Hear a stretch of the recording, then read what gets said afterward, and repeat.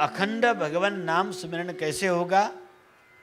वो साधना का नाम है सिद्ध महायोग। उस साधना का नाम है सुरति शब्द योग। तब कोई समर्थ गुरु जो श्रोत्रिय है, ब्रह्मनिष्ठ है, जिन्होंने श्वास को जीत लिया, जो नाम सिद्ध कर चुका है, ऐसे नाम सिद्ध महापुरुष यदि अपना दृष्टि कर दे तो उसको अंदर अधोमुख होकर जो बैठी हुई शक्ति है, जिन्हें अल्लादिनी कहा जाता है, वो चेतन हो जाती है। चेतन तो रहती ही है, पर वृत्ति विषय तरफ प्रवाहित होती रहती है, उसे अधोमुख कहा जाता है। मन बुद्धि चित्त का वृत्ति निरंतर बाहर प्रवाहित होना, उसे अधोमुख कहते हैं। जब कोई महापुरुष उस अल्लादिनी शक्ति की जागृति के लिए अनुग्रह करते हैं, तब वह शक्ति अंतर्मुख होती है, मूलाधार से ऊपर की ओर उठती है। नाम भक्ति के साथ मूलाधार में निवास करने वाली उस योग माया को जब नाम भक्ति संचार के द्वारा जगाई जाती है, तो वह शक्ति ऊर्ध्वगामी होकर 72,000 नाड़ियों में फैल जाती है।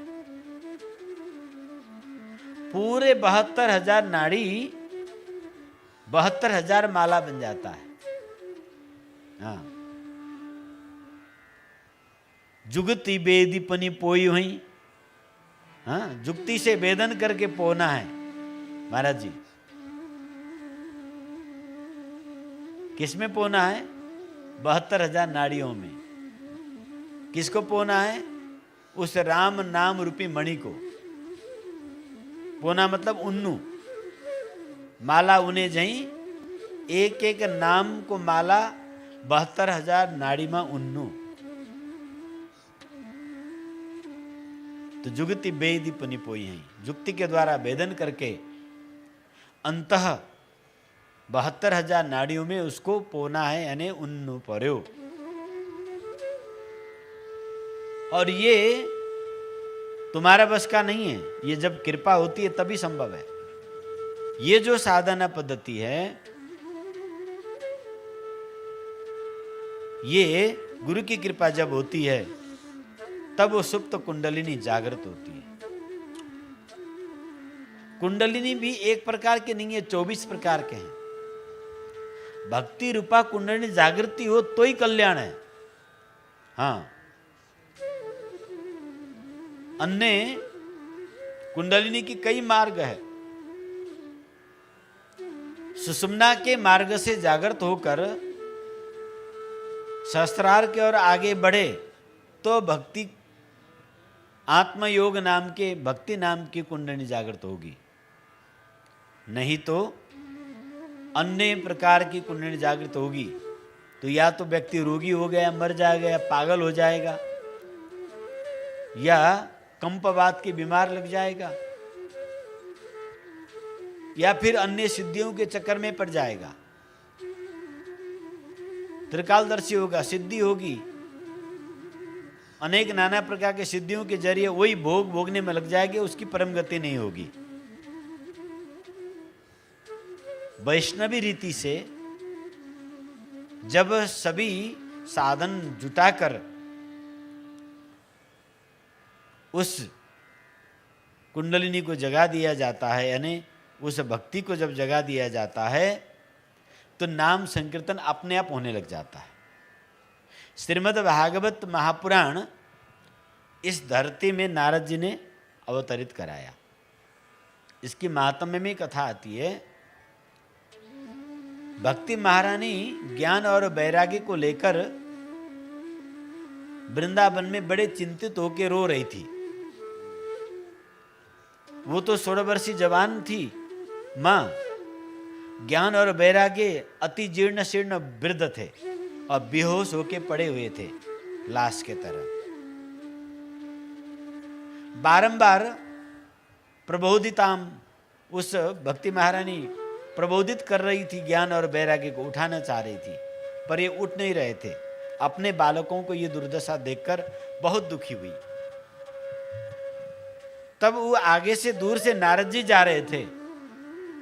भक्ति महारानी ने देखा कि कोई संत जा रहे हैं और इस पीड़ा को संत ही शांत कर सकते हैं।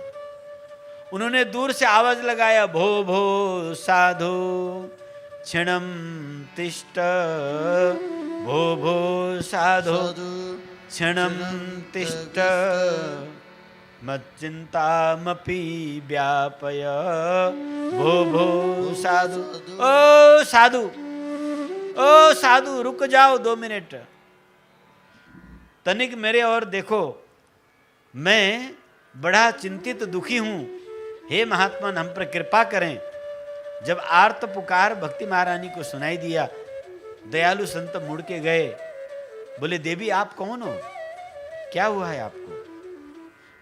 बोले लोग हमें भक्ति कहते हैं, ये साथ में जो मेरी सहेलियां गंगा जमुना गंडकी कौशिकी ये सब हैं, और ये मेरे पुत्र हैं ज्ञान और वैराग्य। ये बिना आयु के वृद्ध हो गए और मूर्छित होके पड़े हैं। इनको मैं जगाने की अनेक उपाय कर रही हूं, इनके उद्धार नहीं हो रहा है। नारद जी ने भी बहुत प्रयास किया पर ये नहीं उठे। खूब झाड़ फूंक सब कुछ, वेद मंत्र से भी फूंक मारा, गीता से भी फूंक मारा, सब चीज से फूंक मारा, नहीं उठा। तब भगवान बद्रीनाथ के सानिध्य में गए, सनकादिक ऋषियों का आह्वान किया। समाधान सनकादिक ऋषियों ने बताया कि भागवत सुनाई जाए तो ठीक हो जाएंगे। तो सब भागवत की आयोजन हरिद्वार में हुआ। बहुत बड़ा टेंट लगाया गया, सबको आसन निश्चित कर दी गई, पूरे विश्व भर के संत महात्मा सबको बुलाया गया। पंडाल खचाखच भर गया, भीतर बैठने का जगह नहीं था।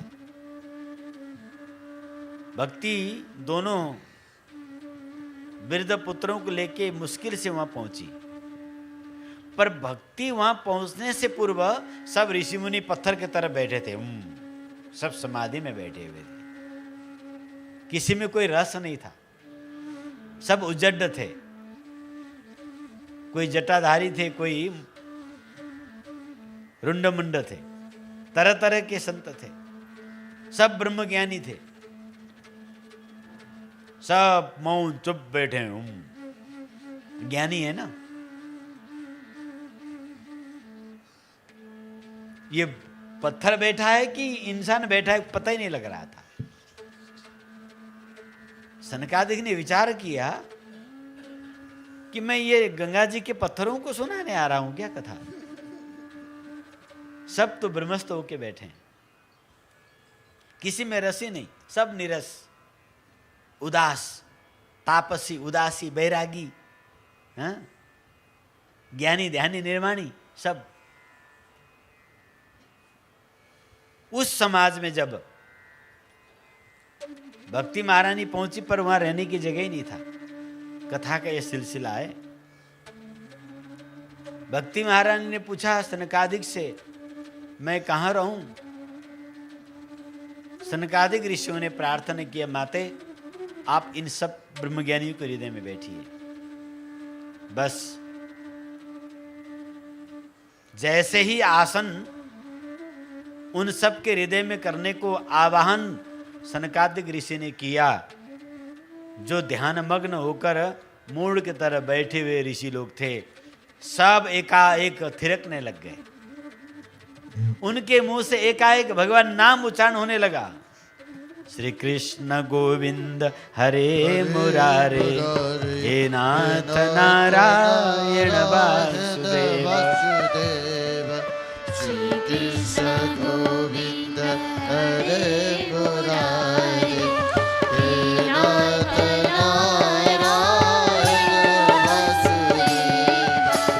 नाथेति नामानि मुहुर्वदन्ति, नाथेति नामानि मुहुर्वदन्ति।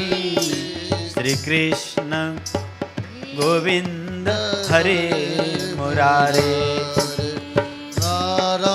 इस प्रकार से, क्योंकि बिना नाम के तो भक्ति महारायण रह नहीं सकती। और वो ब्रह्म सभा सबके सब उठ के नाचने लगा, सब रसिक हो गए, सब में रस प्रवाह होने लगा। सुनो ध्यान देके, सभी उदासी अब रसिक हो गए, सभी वैरागी रसिक हो गए, सभी ब्रह्मज्ञानी अब परम आनंद को प्राप्त हुए। सब में नाम भक्ति संचार तत्काल हो गया। भक्ति के प्रवेश करते ही सब अनुराग से युक्त हो गए। कहने का अभिप्राय, तुम ब्रह्म चिंतन से अहम ब्रह्मास्मि होके बैठ सकते हो, पर उसमें ब्रह्म रस का पान नहीं कर सकते, राम रस का पान नहीं कर सकते जब तक भक्ति की कृपा न हो। भक्ति अन्य किसी आलबन से प्राप्त नहीं होती। भक्ति स्वतंत्र सकल गुण खानी, वो स्वतंत्र है, समस्त गुणों की खानी है। और ये जब कोई विशुद्ध संत अनुकूल होते हैं तब उस प्राणी को मिलता है। सनकादिकों ने उन सब ऋषि पर दृष्टिपात किया, भक्ति का आवाहन किए, और सभी ब्रह्मवादी आत्मवादी जो कुटस्थ ज्ञानानंद घन होकर बैठे थे, वो परमानंद को प्राप्त हुए, वो रसानंद को प्राप्त हुए, वो भक्ति आनंद में झूमने लगे।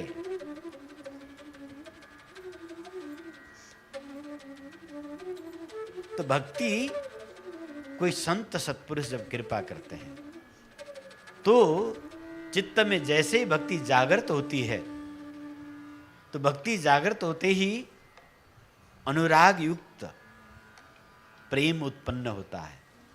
सहसा नाम संकीर्तन शुरू हो जाता है, रोम रोम से भगवान नाम शुरू हो जाता है। ये भक्ति की उत्तम लक्षण है। इसीलिए संतों ने कहा कि अखंड नाम स्मरण को भक्ति कहा गया।